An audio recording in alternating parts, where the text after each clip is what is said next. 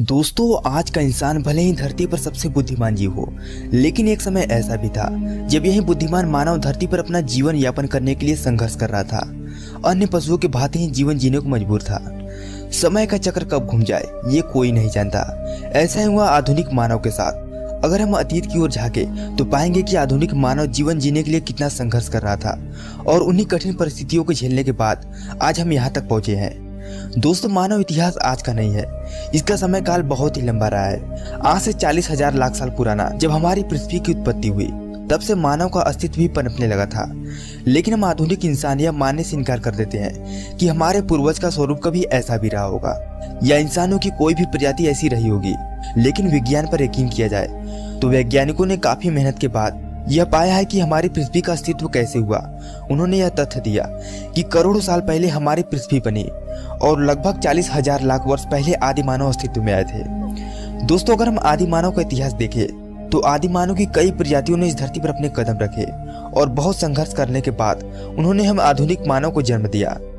तो आपने कभी सोचा है कि आदि मानव अपने जीवन में क्या क्या कठिन संघर्ष करते होंगे? वह समय कैसा रहा होगा जब उन्हें आग का ज्ञान नहीं रहा होगा तथा बिना आग के वह खाना कैसे बनाते होंगे? यहाँ तक कि उनके पास बुद्धि भी नहीं थी कि वह खुद को हिंसक जानवरों से बचा सके और न ही उन्हें किसी प्रकार का ज्ञान था। यानी कहा जाए तो उस समय मानव पशुओं की तरह ही जी रहा था। उस समय की जिंदगी मानव के लिए बहुत ही कठिन हुआ करती थी। उस काल को आदि मानव काल भी कहा जाता है। उसी काल से मानव ने अपने बुद्धि का प्रयोग करना शुरू कर दिया और यह उस समय उनके लिए बहुत ही जरूरी भी था, क्योंकि मानव को अन्य पशुओं से खुद को तेज और बुद्धिमान बनाना था। समय बीतने के साथ साथ मानव के अंदर अनेक शारीरिक और भौतिक परिवर्तन भी आई। अब वह एक जगह से दूसरी जगह पर समूह बनाकर घूमने लगे। जब एक जगह पर भोजन समाप्त हो जाता तो वह झुंड में अनेक स्थानों की खोज के लिए निकल जाते। फिर उन्होंने पत्थर को काटकर पतली धारदार हथियार का निर्माण किया, जो कि जानवरों को मार गिराने में काफी कारगर साबित हुआ। आदि मानव बंदरों जैसी प्रजाति से ताल्लुक रखते थे, जो घने जंगलों में रहा करते थे। फल फूल और शिकार से ही जिंदा रहते थे। उनके पास शरीर तक को ढकने के लिए वस्त्र नहीं था। लेकिन समय बीतने के साथ साथ उन्होंने अपने तन को ढकने के लिए पेड़ों की पत्तियों का इस्तेमाल करना शुरू कर दिया था। ठंडी के मौसम में तथा खतरनाक जानवरों से बचने के लिए आग का इस्तेमाल करने लगे और इसी आग में उन्होंने जंगली जानवरों को पकाना भी सीख लिया, जिससे उन्हें मांस चबाने और पकाने में सहायता मिली, जिससे उनके शारीरिक क्षमता का विकास हुआ। फिर समय के साथ सभ्यता का भी विकास हुआ। फिर यह लोग एक दूसरे के साथ संपर्क में आए।